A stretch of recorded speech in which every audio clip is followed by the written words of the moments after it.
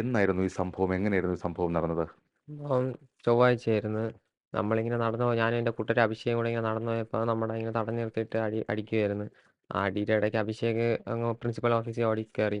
അപ്പോൾ ഞാൻ മാത്രമായപ്പോൾ എന്നെ മാത്രം ഇട്ട് അവിടെ കുറേയിട്ട് അടിച്ച്, മുളയൊക്കെ എടുത്ത് എൻ്റെ തലയിൽ അടിച്ച്, പിന്നെ ബെൽറ്റൊക്കെ ഊരി എൻ്റെ ഇവിടെ മുഖത്തൊക്കെ അടിച്ച് കുറേ ഇടി വന്നു, നെഞ്ചിലും മുഖത്തും തലയിലൊക്കെ കുറേ ഇടി വന്ന്.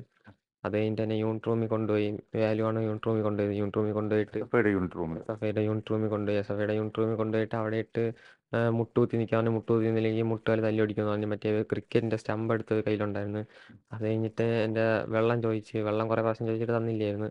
അത് കഴിഞ്ഞ് പെട്ടെന്നൊരു ചേട്ടൻ കൊണ്ട് തന്നപ്പോൾ ഫുൾ ബോട്ടിൽ വെള്ളം ഉണ്ടായിരുന്നു. ആ ഫുൾ ബോട്ടിൽ നിന്ന് പകുതി വെള്ളം കളഞ്ഞിട്ട്, മുക്കാൽ ഭാഗം കളഞ്ഞിട്ട് ബാക്കി എടുത്തിട്ട് തുപ്പി ഒഴിക്കുകയായിരുന്നു. ലാസ്റ്റ് ഒരു അടപ്പിൻ്റെ അത്രയാണ് തുപ്പിയ വെള്ളം ആ കുപ്പിക്കകത്ത് ഒഴിച്ചിട്ട് എനിക്ക് കുടിക്കാൻ കൊണ്ട് തന്നു. ഞാൻ അവിടെ നിന്ന് കണ്ടുകൊണ്ടിരുന്നപ്പോൾ എൻ്റെ അടുത്ത് പറഞ്ഞ് അകത്ത് കയറി ഇരിക്കാൻ പറഞ്ഞു.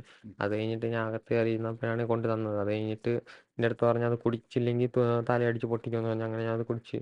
അത് കഴിഞ്ഞിട്ട് എൻ്റെ ഷർട്ടൊക്കെ ഊരി മാറ്റിയിട്ട് വേറെ ഷർട്ട് തന്ന്. അങ്ങനെ അങ്ങനെ അവിടെ നിന്ന് കുറേ നേരം അവിടെ ഇരുത്തിയിരുന്നു. അത് കഴിഞ്ഞിട്ട് അഭിഷേക് എന്നെ അടിച്ചെന്ന് അഭിഷേക് എന്നെ അടിച്ച് അവർ പിടിച്ചു മാറ്റാൻ വന്ന, അതാണ് സംഭവം. അങ്ങനെ ഈ സംഭവം ഉണ്ടായതിനു ശേഷം, റാഗിംഗ് നടന്നതിന് ശേഷവും ഈ അഭിഷേക് ആണ് നിങ്ങളെ അടിച്ചത് എന്ന് പറയാൻ പറഞ്ഞു എന്നുള്ളതാണ്. ഞാനും അടിയായി. അപ്പോൾ അവർ പിടിച്ചു മാറ്റാൻ വന്ന്. അങ്ങനെ എൻ്റെ അടുത്ത് പറയാൻ പറഞ്ഞു ടീച്ചറിൻ്റെ അടുത്ത്.